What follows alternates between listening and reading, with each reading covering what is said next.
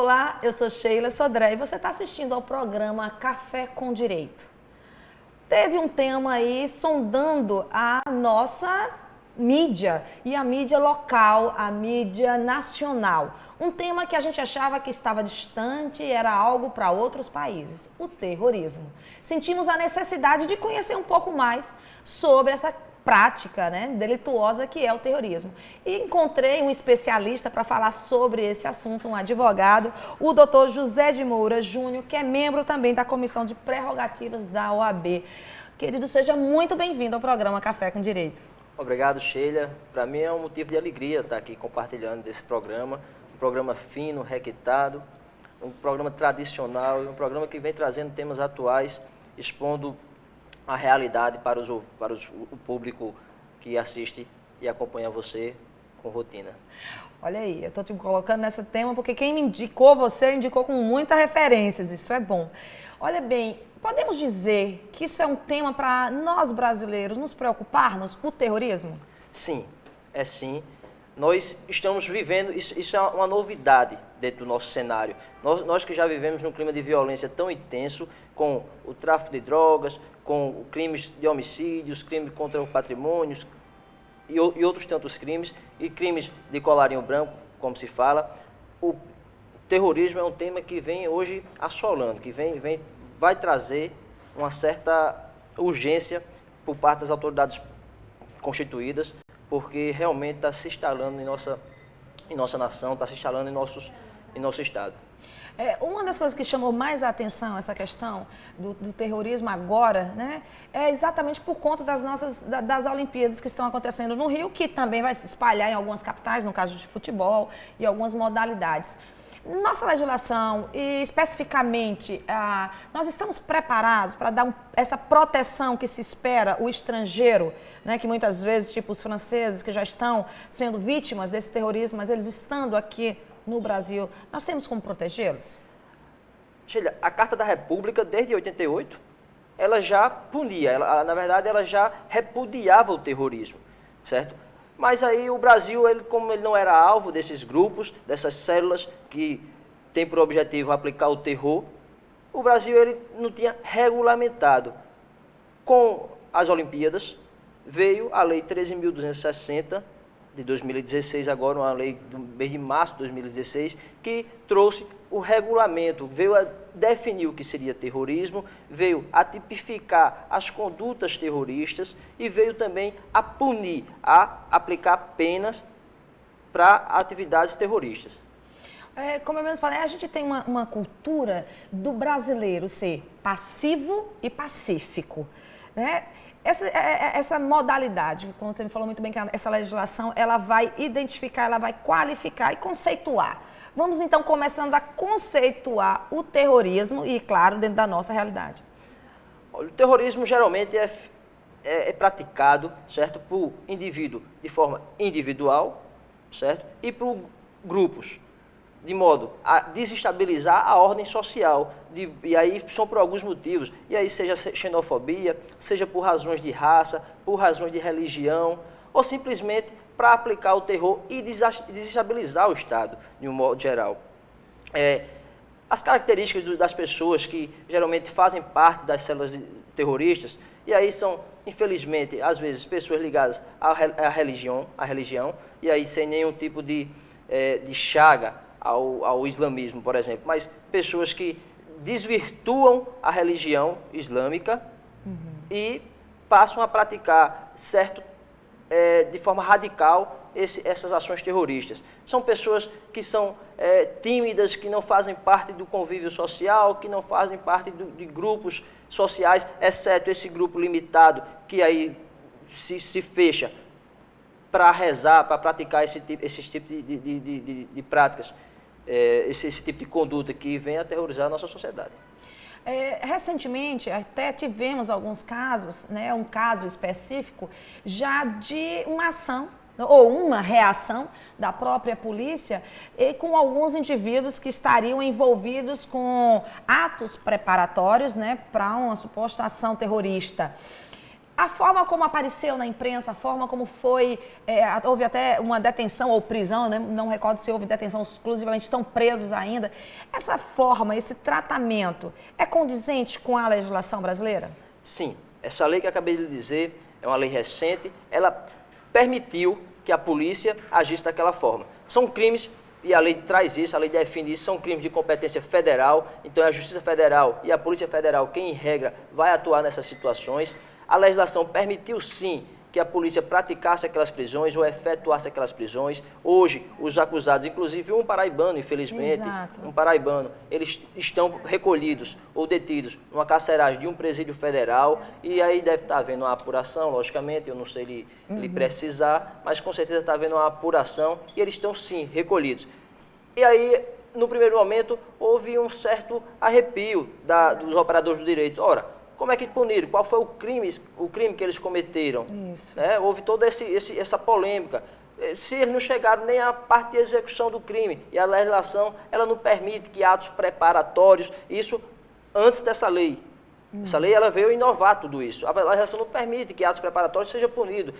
O crime, existe fases do crime. A cognição, a fase de preparatória do crime e só se pune a partir da execução, ou do início da execução. E no caso dessas pessoas que foram presas, havia informação, ou houve a informação de que simplesmente elas estavam cogitando, estavam planejando, arquitetando a prática do terrorismo. E aí foi expedido mandado de prisão pela Justiça Federal, um deles, inclusive, que foram presos é paraibano, como dito, mas sim com amparo, com arrimo na legislação que veio regulamentar e que veio a punir essas práticas de crime, a legislação, a norma que está prevista na Lei 13.260 de 2016, agora uma lei nova, que veio regulamentar essa situação de terrorismo, essa prática de terrorismo. Até então, a gente quase não via na imprensa, como você mesmo falou, a gente tem crimes, assim, às vezes até mais, que causam mais terror, especificamente, né? Quando essas ações armadas, do crime organizado mesmo, causa mais terror. Então, mas a gente quase não tinha escutado na imprensa, né, dessa forma, até discutido mais essa própria legislação nas outras mídias. E aí tem se escutado muito pouco, muitos casos. De repente, depois disso, a gente vê aquele caso do baiano, por exemplo, que cometeu, né, chegou ameaçando todo mundo e no final estava com bala de gengibre, né? Essa questão vai mudar a nossa cultura? Isso vai gerar, por exemplo, aos jovens, que geralmente são os mais fáceis de serem captados, assim, em relação a essa questão do terror, de se rebelar, essa mudança toda, vai gerar isso, vai aumentar, vai instigar essa procura? Olha, os jovens, de fato, a maioria dos jovens, eles estão muito vulneráveis, certo? E aí, principalmente, alguns que possuem algumas características individuais. A lei ela veio de forma preventiva. Eu acredito que a lei veio de forma preventiva. Ainda não temos células estabelecidas no Brasil. Pelo menos não temos histórico disso. Por exemplo, temos histórico, agora recentemente, ouvi dizer que existe agora o narcoterrorismo. Algumas organizações terroristas, certo? Encaminharam células ao Brasil e essas células se aliaram, se juntaram a facções criminosas. No caso, eu ouvi dizer, e aí foi um objeto de avaliação minha, uma célula criminosa se aliou ao PCC, ao Primeiro Comando da Capital, organização criminosa fortíssima, com o objetivo de quê? Passar instruções de como é que aplica o terror, de como é que faz o caos, como é que se estabelece o caos, em troca da célula terrorista na verdade, da facção criminosa brasileira, dizer como é que é a geografia do Brasil, como é que é a geografia da localidade onde eles compartilhando informações entre o crime. Compartilhando informações. E aí eles, a gente te empresta arma, a gente diz como é que é o canal para se adquirir arma, a gente diz como é que faz uma bomba, a gente diz como é que faz um explosivo, a gente diz como é que se aciona um dispositivo a longa distância. E aí, infelizmente, está tendo esse compartilhamento, essa união para o mal entre organizações criminosas brasileiras e células terroristas. Olha aí, a gente está aqui nesse primeiro bloco discutindo o que é realmente o que acontece. Vamos então para o próximo bloco e a gente vai descobrir mais se a gente realmente já tem algumas ações para coibir essa questão do terrorismo no Brasil. Já já a gente retorna com o programa Café com Direito.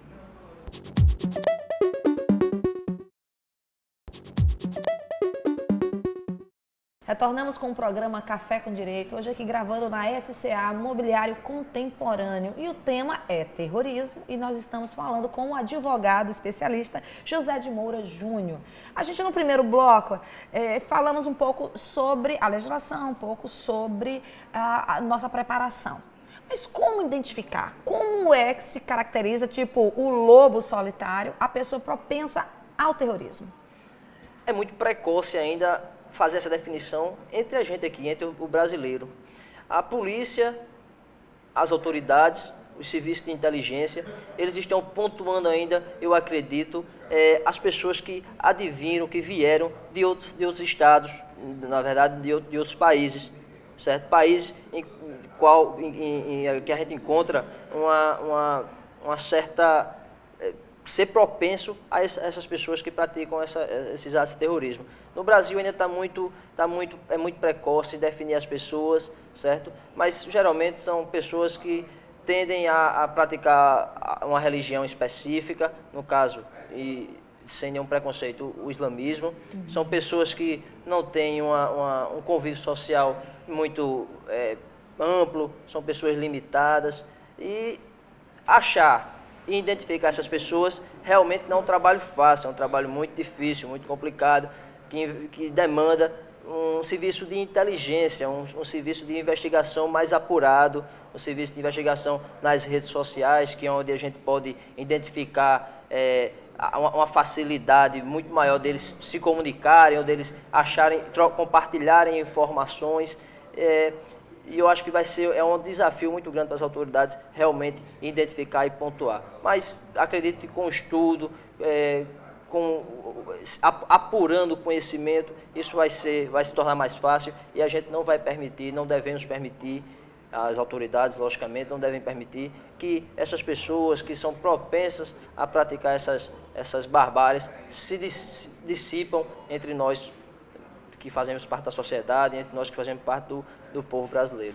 Essa crescente e aí bem recente, maiores ameaças, não só ameaças, mas realmente ações cometidas agora na França, por exemplo, você atribui a esse aumento algo específico, esse aumento do terrorismo? Eu acredito, Sheila, que seja com relação ao combate. A França, por exemplo, ela está combatendo de forma mais emergente, de forma mais ríspida, essas células. Estão combatendo a fonte de renda delas, por exemplo, seria alguns campos de petróleo, combatendo a entrada de armas, combatendo os líderes, certo? Que aí a gente arrancando a cabeça, o corpo fica sem pensar. Não é isso? E aí eu estou fazendo um paralelo, logicamente, porque estão combatendo os líderes das células terroristas, das organizações terroristas, e aí matando esse pessoal, ou pondo fim à história deles, a base fica sem muito comando. Mas aí o que é que eles estão fazendo? Toda essa energia que eles estão dispensando, por exemplo, nos ataques da França recente, estão fazendo isso, eu acho, como forma de chamar a atenção mesmo, de tocar o terror, como a gente popularmente fala. Você fala assim, tocar o terror, eu lembro do que a gente vê, da nossa realidade mesmo, ainda mais vocês que atuam nessa área criminal, que são as facções do crime organizado.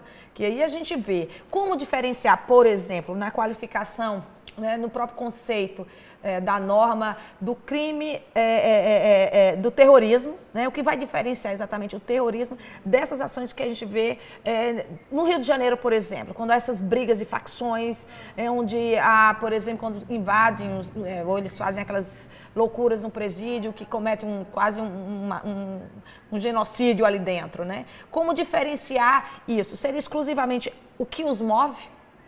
Sim, a própria lei que veio regulamentar o terrorismo, a própria lei, ela define o que é terrorismo, certo? Define as causas do terrorismo, certo?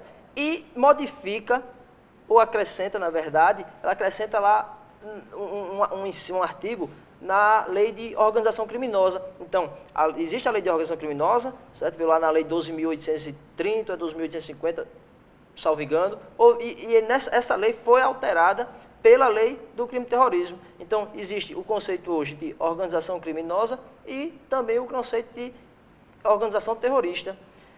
No geral, eu entendo que o terrorismo, ele tem alguma causa. Na verdade, ele tem alguma causa. E aí essas causas são causas que são levadas pelo cunho religioso, cunho racial, pelo cunho de opinião. Já o crime organizado, ele visa basicamente o lucro, ele visa basicamente o poder paralelo. É um poder paralelo. Não tem uma causa estabelecida, uma causa certa, mas sim, basicamente o lucro.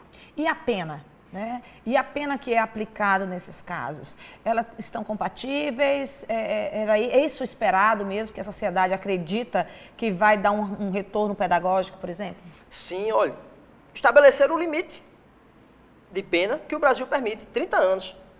No caso, falando de forma abstrata, o máximo é 30 anos que a lei permite. Nós não tínhamos isso em outras legislações. Na verdade, só no crime de latrocínio, nos piores crimes que nossa legislação já previa, é que continha lá uma pena de 30 anos. Na lei que veio regulamentar o terrorismo, sim, ela trouxe uma pena altíssima para as pessoas que estão envolvidas.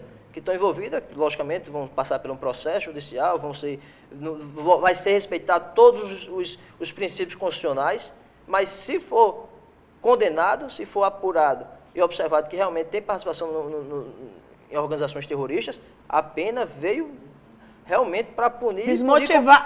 E punir com rigor, com certeza. Punir com rigor. Nossos advogados estão, assim, preparados para lidar com essa legislação na defesa, por exemplo, desses supostos terroristas? É um tema novo, vai demandar estudo, certo? Todos nós, o direito se modifica, praticamente todo ele se modifica, e essa modificação, essa nova lei das organizações terroristas, ela realmente trouxe algumas características peculiares. Por exemplo, nós, nos outros tipos penais, não se punia os atos preparatórios. Hoje, essa lei de terrorismo, ela expressamente ela traz que se pune sim atos preparatórios. Ela, inclusive, pune no ato preparatório se o indivíduo que for flagrado ou que for capturado, preso, for punido, for observado que ele está apenas iniciando os atos, ainda está em atos preparatórios, a lei ela traz uma causa especial de diminuição de pena. Então, mais do que necessário mesmo, os advogados, eles conhecerem a fundo, até para passar mais segurança específica para quem eles estão protegendo, né, de alguma forma. Né? Esse conhecimento é válido porque, como você disse, é novo para o advogado, é novo para todos os operadores, seja ele o delegado, seja ele os agentes, é algo novo que tem que estar sempre estudando. Faz parte da profissão de advogado. Faz parte, são os ossos. Por exemplo, nós estávamos passando agora, na verdade, nós, quando eu falo dos advogados, estávamos passando por um problema. Essas pessoas que foram presas agora recentemente, o primeiro caso... Tudo novo. Publicitado de terrorismo. Essas pessoas que foram presas, elas foram conduzidas a um presídio federal.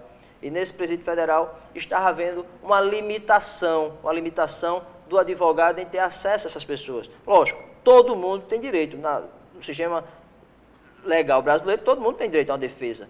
Isso é mais que natural, isso é mais que comum, isso é mais que devido. No caso dessas pessoas que foram presas recentemente, os advogados estavam tentando ter acesso a elas e estavam sendo barrados. Recentemente, houve uma portaria do Ministério da Justiça que revogou qualquer limitação, ou na verdade, revogou qualquer limitação do presídio federal, da Casa Penal, do acesso a ele ao seu advogado. Garantindo o que o Estatuto estabelece, garantindo o direito de defesa, que isso além de ser constitucional, é primário, é elementar. Pois é, tudo a gente vai construindo e o advogado tem que ser firme para manter essas garantias. E você também vai ficar aqui e aprender mais um pouquinho sobre terrorismo no próximo bloco.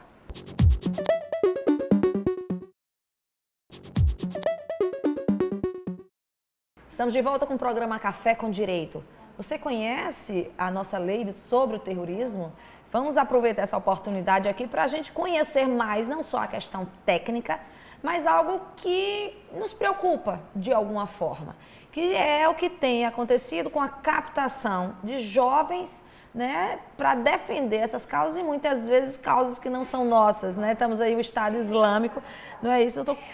O que sensibiliza, o que torna tão vulnerável esses jovens para sair muitas vezes, que já aconteceu, de brasileiro e para outros países, justamente para brigar por isso? Eu acredito que, como todo assunto que envolve jovem, eu acho que é mais a parte de emoção. Eu acho que eles estão... Curiosidade? Curiosidade. E, infelizmente, achar que a promessa de brindes, a promessa de ser um Marte. Um Marte, benefícios, que na verdade não existe. A promessa inclusive de salários.